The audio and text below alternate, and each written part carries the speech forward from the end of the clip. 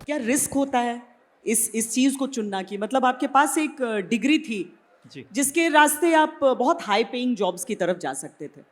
आपको हमेशा यकीन था कि आप जो फैसला ले रहे हैं, जो डिसीजन ले रहे हैं, करियर चॉइस कर रहे हैं, वो आपको सही दिशा में लेके जा रही है? क्योंकि ये डाउट बहुत लोगों के मन में आता होगा जो लिखते हैं। मुझे शुरू में नहीं पता था, मैंने कंप्यूटर इंजीनियरिंग करी तो मैंने आईटी कंसल्टिंग में ही जॉइन किया। लेकिन उस वक्त क्या था कि इंटरनेट इतनी ज़्यादा नहीं थी जितनी अब है। और जो हमारे, आप समझ लीजिए, अरमान थे एज ए कंप्यूटर इंजीनियर, हम सिस्टम्स प्रोग्रामिंग और जिसको आज यूज़र इंटरफेसेस कहते हैं वो सब सोचते थे। लेकिन जो नौकरियां थी वो थी फैक्ट्रियों में, कितने पुर्जे हैं उनकी इन्वेंट्री की, या सैलरी स्लिप्स बनाने की। तो वो थोड़ा जिस रोमांस से कंप्यूटर इंजीनियरिंग की था वो बिखर गया थोड़ा। तो फिर जैसा कि आज भी लोग करते होंगे, एक थोड़ा बदमाशी का सहारा लिया और बोला कि एमबीए में स्कोप है, हम एमबीए की तैयारी करेंगे, ताकि नौकरी तो छोड़ो पहले। तो नौकरी छोड़ दी, एमबीए की तैयारी करनी शुरू की। तो आ गए इंटरव्यू कॉल्स, रिटन एग्ज़ाम्स, ये वो इंटरव्यू कॉल्स आ गए कहीं एमबीए इंस्टीट्यूट्स के। तो उसके बीच में मेरे कज़न हैं, वो दिल्ली के बाहर पढ़े हुए थे, वो आए थे, वो उनकी एमबीए थी तो वो जॉब्स ढूंढ रहे थे। तो वो एड एजेंसीज़ में जा रहे थे।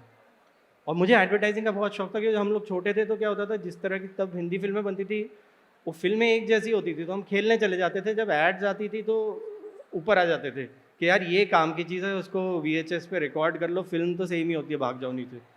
तो because ads were the only thing which was different actually. तो वो एक शौक था एडवर्टाइजिंग का, तो मैंने कहा चल मैं भी चलता हूँ। तो वहाँ गए तो मेरा भी एक बायोडेटा सा था, क्योंकि वो अपना एमबीए के इंस्टीट्यूट्स में इंटरव्यू के लिए बनाया था। तो वहाँ गया एक एड एजेंसी में, तो वहाँ पे इसने अप्लाई किया। तो मुझे दिखा पीछे ये एड्स के पोस्टर्स लगे हुए, और मैं पहचानता था काफ़ी ब्रांड्स को, मुझे अच्छा ऐसे होती है एडवर्टाइजिंग। तो मैंने बोला मैं भी अप्लाई कर देता हूँ। तो उन्होंने रिसेप्शन पे जो थे, उन्होंने किसी एग्जीक्यूटिव को अंदर से बुलाया। उन्होंने कहा तुम क्या, वो ये तो क्लाइंट सर्विसिंग में कर रहे हैं, तो एमबीए वाला है तुम। मैंने कहा ये मेरा बायोडाटा है। तो उन्होंने कहा तुम तो कंप्यूटर इंजीनियर हो, और ऊपर से लिखा है तुमने कॉलेज टॉप किया है, तो तुम कैसे क्रिएटिव होगे? तो मैंने कहा ये क्या मतलब है? तो उनका तुम क्लाइंट सर्विसिंग में कर लो। आई सेड वो एड्स बनाते हैं? इसे नहीं नहीं वो नहीं बनाते। ऐसे नहीं, जो बनाते हैं वो कौन है? उसने कहा वो क्रिएटिव होते हैं। तो मैंने कहा मुझे तो वही बनना है। तो कहता तुम कैसे हो सकते हो, तुम तो कंप्यूटर इंजीनियर हो। तो फिर मेरे को आई थिंक रिसेप्शनिस्ट थी या कौन था, किसी ने बोला कि एक कॉपी टेस्ट होता है, वो एक टेस्ट लेते हैं कि आप क्रिएटिव हैं कि नहीं हैं। तो मैंने बोल दिया मुझे भी टेस्ट दो। तो उन्होंने टेस्ट दिया, उसमें 24 घंटे में आपको कुछ एड्स वैड बना के लाने होते हैं। तो हुआ ये कि मेरे कज़न का नीवा मुझे रख लिया उन्होंने। आपको याद है क्या टैगलाइन दी थी या क्या चीज़ थी जिसपे? क्योंकि जो जिस हाँ क्षेत्र में अब आप कर रहे हैं वहां पर हाँ आपके पास समय है एक बात कहने के लिए। हाँ पर एडवर्टाइजमेंट की सबसे बड़ी दिक्कत हो जाती है कि आपको एक लाइन में अपने आप को अपनी बात सुना देनी।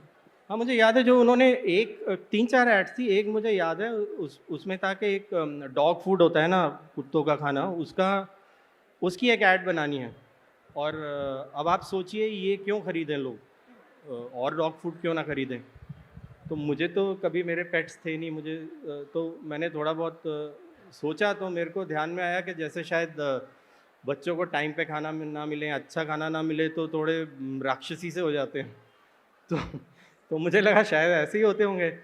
तो मैंने एक ऐसा प्रोडक्ट किया कि ये डॉग फूड है जिससे क्रैंकी नहीं होता डॉग, और उसको कुछ पेट की प्रॉब्लम्स या कुछ तकलीफ़ें नहीं होती, शांत रहता है आपका कुत्ता। तो उसका मैंने ऐड का हेडलाइन कुछ न्यूज़पेपर से काट पीट के बनाया था, डार्लिंग मॉन्स्टर। कि ये डार्लिंग तो है आपका, लेकिन ये मॉन्स्टर भी। और फिर कुछ कुछ कॉपी लिखी थी उस प्रोडक्ट की। प्रोडक्ट का नाम भूल गया क्या रखा था। पर उसमें मतलब ये बहुत अलग तरीके के हैं, मतलब शैली अलग है पूरी तरीके से। जी। और आमतौर पर अलग लोग होते हैं जो दोनों काम करते हैं। पर ये आपका ट्रांजिशन कैसा रहा और कितना फर्क है दोनों में? आपके लिए कितना आसान होता है एक लाइन में कहना और कितना आसान होता है एक विस्तार में कहना? फिल्म्स में जी। एडवर्टाइजिंग में क्या होता है कि आपको एक बहुत लंबी चौड़ी राम कहानी किसी प्रोडक्ट की या किसी भी चीज़ की समेटनी होती है, नैरो नैरो नैरो नैरो करके, फोकस करके एक लाइन या एक वर्ड या एक पिक्चर, जिसको यूएसपी कहते हैं, उसमें नैरो करना होता है। फिल्म्स में क्या होता है कि आपको एक आइडिया होता है कि मेरे को एथलीट्स के ऊपर पिक्चर बनानी है, फिर आप उसको broad broad broad broad broad broad करके बड़ा करते हैं। तो एक तरह से आप टूल्स और स्किल सेम है लेकिन काम बिल्कुल उल्टा है।